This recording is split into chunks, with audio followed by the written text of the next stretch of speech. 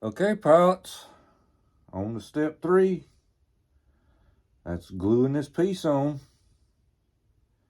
And yes, we might have to watch a little glue dry here. I'm going to show you how I reinforced it a little bit, hopefully.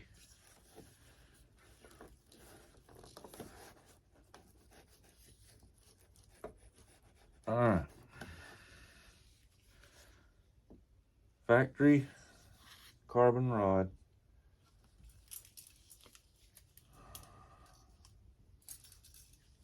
I had to cut just a little bit off, less than and an angle. It was about a ½ inch at the top, about a quarter of an inch at the bottom.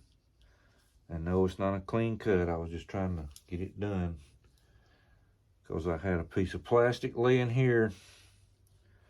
I had a mask on. I had these, not these rubber gloves, I changed rubber gloves. Rubber gloves and a long sleeve shirt. Because pilots, when you start cutting on this carbon fiber, you get into something that could be dangerous for you. So don't breathe it, don't get it on your skin. But I got two, I call them barbecue sticks, you know, shish kebab sticks. Shoved them in there. Now you can't go far on it. This one here, you got the landing gear. Can't go far on this one here. You just running out of styrofoam, because what this wing is actually is a goal-shaped wing. This wing goes in an angle upward after it passes this point right here, 1/2 inch in front of my cut. See, or behind my cut, excuse me. All right. So I've got to have that wing in an angle coming out this way. Okay. So I've got these prongs in the angle. Got the holes in the angle. Using this piece here to keep my rear in the correct angle, and made the perfect cut right here and here, so that all I have to do is really get these close, and I know that this angle will be correct. So after, well, you know, as you can see, it's not going to really go far into here. That's why it's not sticking out that far up here. And for some reason, I don't know why, but that's not even glued right there. It kind of just swings. See this? Now, I don't know if that's like it on purpose or not, but I'm going to put some foam tack in there. I'm going to put foam tack around my carbon rod here. Okay, you can't see it, can you? It's camo. Because I've already got foam tack on the rod here, and I put epoxy on it. Sometimes when you put two different kind of glues, it just don't react right. And this has just got a little bit of space here to work with, so I'm not worried about. This is hard plastic here on this side, this is foam on this side, and the foam is clean. It's not even got no paint on it. So that ought to, you know, be enough there. So let's go ahead and do that.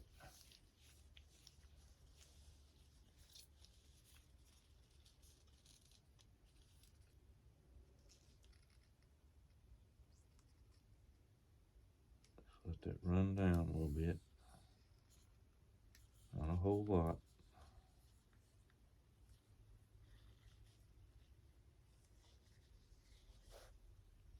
Right there.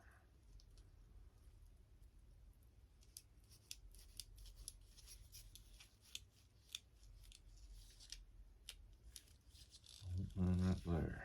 I want none right there. Just enough to give it a little hold. Look there, I knew it. I knew it'd come back all the way down the bottom. I knew it. Didn't want to do that.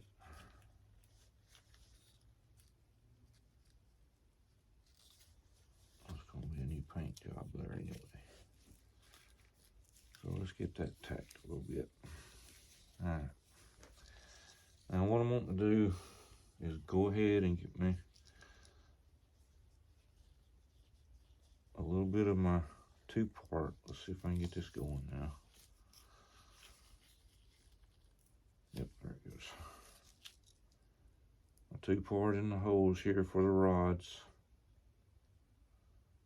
The barbecue sticks.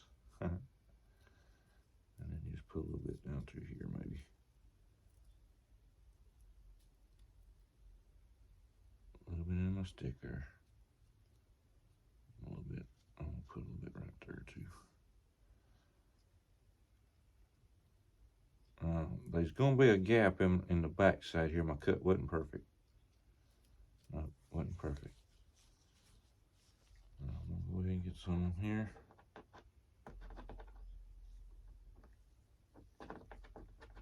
Again, this is foam tack going on this. 2 parts going on between the foams. Come on, ice cream.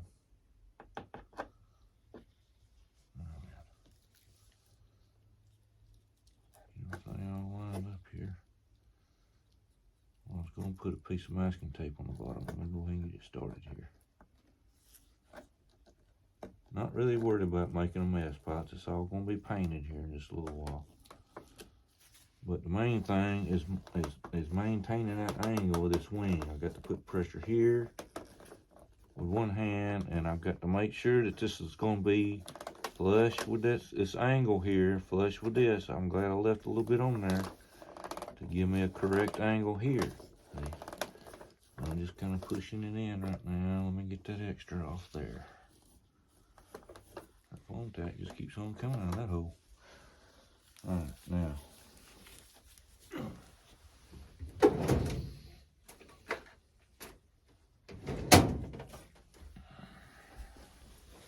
We got 5 minutes. We're cool. We're good. I had some batteries sitting here to keep it still. Look at their pots. A Admiral 5000 fits up in that hole for it. Get that off. Let me just flip this over a little bit. I just want to turn it over here and get a piece of tape on it. I run my leads to the LEDs down where I can have them out of the way, because I've got to run them up and through a little channel. You know, you got to do all the realigning there and everything. And then plus you got to work a little loop there in the hinge for the actual wing pin. Now let me get these back in here. Just kind of putting some weight to it because I've got to put just a little bit of pressure on it here. Yep.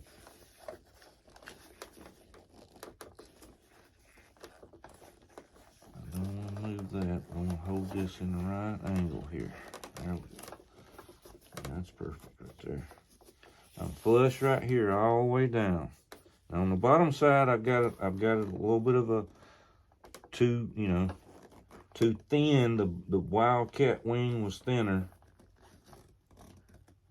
But we're gonna sit here and hold this a few minutes here. Like I said, you know, it might have a little bit of glue squirting out here, but I got to paint all this again. I'll paint from here out the dark blue.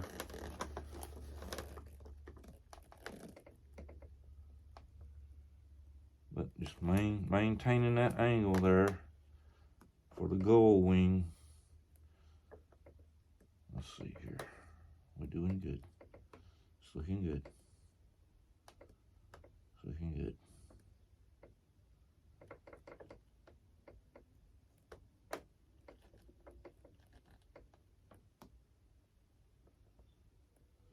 I know this is a boring part here.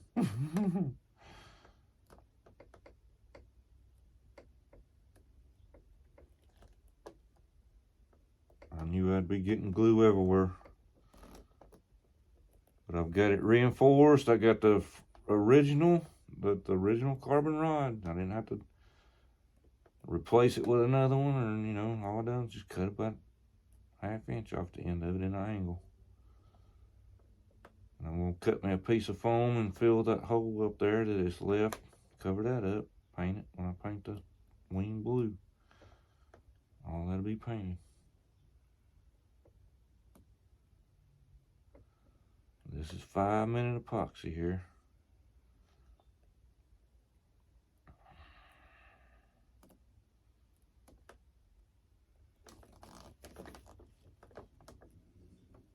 I can't believe it. It just danced around that landing gear I think I'm gonna have plenty of room. I'm gonna use the original aileron that's on the Wildcat wing, and it's even more surface on it than the Hellcat was. But it's not gonna have flaps. That's the reason I used my older model F6F instead of the new one that I bought. The new one I bought's got flaps on it, and I couldn't work around them flap spots. So the old girl ain't gonna have flaps. But it's more or less gonna be a showpiece probably till I fly it and it hits the ground.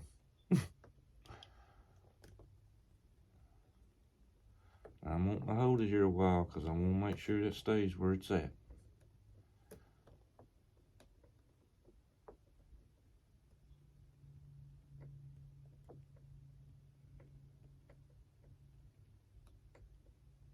And the panel lines, the Wildcat wing seems to have a lot more squares in it, more small squares in it. So it's going to be a bunch of little squares all in it.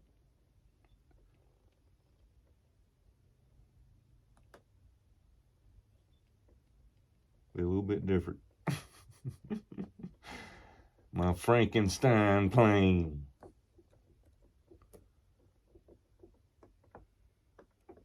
But, you know, I got the time right now. I'm still waiting on my B-17. Waiting on the man to call me on that. And once I get that B-17, pilots, it might be a little while. I've bought some of Paul's planes, and he's going to be shipping them to me, but he told me it might be a little bit, you know, because he's a busy man, just like we all are. And I told him, I said, it's really not no hurry, Paul. I've got a lot of projects going on right now that I could use the time to get done, you know, before I get those planes and my B-17. Yeah, that's staying there pretty good. It's in the correct angle. That's flush here, flush all the way down here. Except for right here a little bit because the wing's an angle. So I've got a gap right here to fill up, but that's nothing. That's nothing. That's a piece of, let me look around here. Let me look around here, see if I saved some. I think I did. Yep, here we go. All right, here's a piece of foam where I cut the Dynam wing out. See, I'll shave me a little bit off and kind of glue it right there. Maybe fill these gaps up with even some shavings or something. You know, you ain't got to sit there and fill all that up with spackle. You ain't got to sit there and fill it all up with two-part epoxy. You can always put shavings of foam in there, pieces of foam. Now, I can almost bet you my paycheck that this is one kind of foam here, and this is a different kind of foam here. I can almost bet you it is. Because I know LX models, they use different kind of foams. And Dynam's got their little brand. It's all good. I mean, the foam in the Wildcat seems to be a lot better than the foam that they build their EDFs with. I tell you that much. Because this foam here is more dense and it's more flexible. If you know what I mean, you know what I'm talking about. But this Dynam foam, I mean, it's tough, it's flexible. It seems to just expand back out even when it gets a dent put in it. Sometimes if you put warm water on it, it expand right back out. Yeah, that's staying there good. Okay, pilots. It looks like we got that part on. I'm gonna put my wing on here. I know it can swing without the pin in it. So I just want to check and see.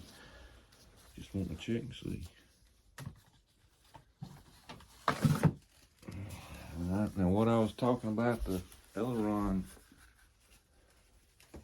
surface. All right, here we got the Dynam original wing, and here we got the Wildcat. So we can see that I've got probably 1.5 inches more of control surface than a Wildcat, maybe actually 2 inches because that's the end there. Yep. And I'm actually gonna have about 1.5 inches more wingspan on each side. So heck, this thing might can get up there in altitude.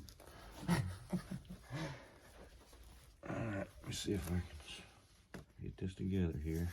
Make sure my glue's not down in there anywhere. I've got to make a little piece right here, and I'll cut that a little too short. Let's see here.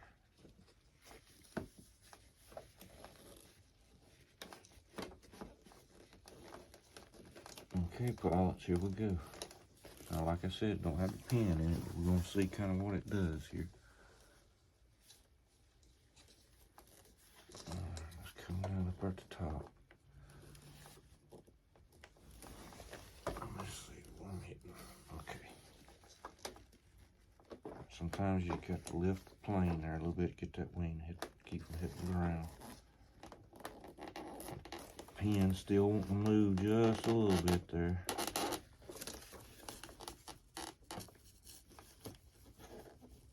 Okay. And there it is right there. Okay, pilots. It's sitting on the landing gear. My bottom here at the bottom of the wing is about 1 inch off the ground at the bottom of the wing tip there. That's what she's gonna look like, pilots, right there. Okay, pilots. This is another adventure on the EQRC.